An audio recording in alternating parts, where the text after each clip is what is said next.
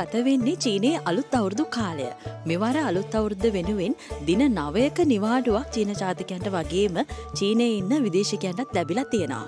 ඒ නිසා මම හිතුවා මේ චීන අලුත් අවුරුද්ද ගැන අපේ අය එහෙම නැත්නම් චීනයේ ඉන්න ලංකාවේ අයගේ අදහස් මොනවද කියලා අහලා බලන්න. මම නම් චීන අලුත් අවුරුද්ද කැමතිම ඒගොල්ලෝ මේ සරසන විදියට. චීනයේ අවුරුද්ද දැක්කහම මට මතක් වෙනවා අපේ අවුරුද්ද, ලංකාවේ අවුරුද්ද. ඒ හේතුව තමයි චීනයේ අලුත් අවුරුද්ද සහ අපේ සිංහල අලුත් අවුරුද්දේ මම සමහර සමානකමක් දකිනවා. සාමාන්‍යයෙන් චීනාය අවුරුද්දට කට්ටියට විශ් කරන්නේ ශින්යන් කොයිලර් කියලා. ඒක සාමාන්‍යයෙන් හැමෝම විශ් කරන විදිහ.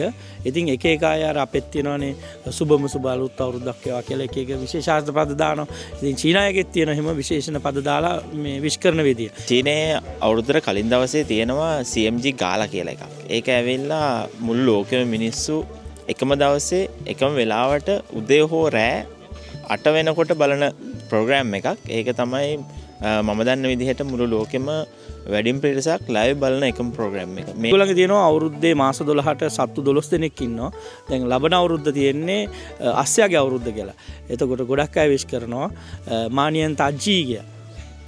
ලංකාවේ අපි අවුරුද්දට ලෑස්ති වෙනවා වගේම මේ චීනයත් මේ කඩවල් වහලා කරලා ඔක්කොම ලෑස්ති කරන ඒගොල්ලොත් මේ අලුත් අවුරුද්දට ලෑස්ති වෙනවා. කියන්නේ චීනයේ දකුණු පළාතේ වැඩි කාලයක් හිටපු ඉඳලා ඒගොල්ලන්ගේ මේ කියන්නේ උතුරට වැඩිය කියන්නේ දකුණේ ආහාර පොඩි වෙනසක් තියෙනවා. ඒ වුණාට හැමෝම එක වගේ චීන කියන හැමෝම එක වගේ අනිත් පළාතේ ඉන්න කට්ටිය තමයි ගෙදරට ඇවිල්ලා එකතු වෙලා අපේ ලංකාවේ අවුරුදු සමුන වගේ එකට එකතු වෙලා කෑම කාලා ඒ වගේ සිරිත්වෙත් ගොඩක් ඒවල් කරනවා. ඉතින් ඒගොල්ලෝ ගොඩක් අය මේ චීන අවුරුද්ද වෙනකම් බලාගෙන ඉන්න ගොඩක් හේතු වලට එකක් තමයි ඉතින් මේගොල්ලෝ හරි කාර්යබහුල ජීවිතයක් ගත කරන්නේ චීනේ.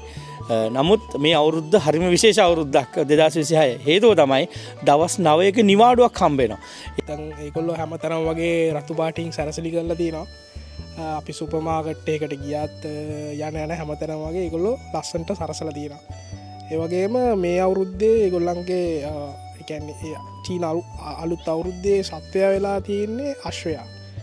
ඒක නිසා ඒගොල්ලෝ හැමතැනම වගේ අශ්ව සැරසිලි නිර්මාණය කරලා තියෙනවා. මේ අවුරුද්දේ චීනය ගත්තම තාක්ෂණය අතින් ගොඩක් දියුණු රටක්.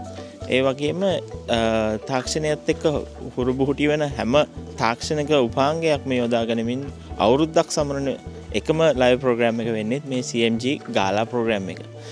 ඒ වගේම මුළු චීනේ මිනිස්සු ගොඩක් වෙලාවට නිවාඩුවට ගෙදර යන්නේ නැහැ. හැබැයි මේ වගේ දවසක සතියක් වගේ නිවාඩුවක් තියෙන කාලයක් තුළදී හැමෝම ගෙදරට ගිහිල්ලා එක මේසෙක වාඩි වෙලා රෑ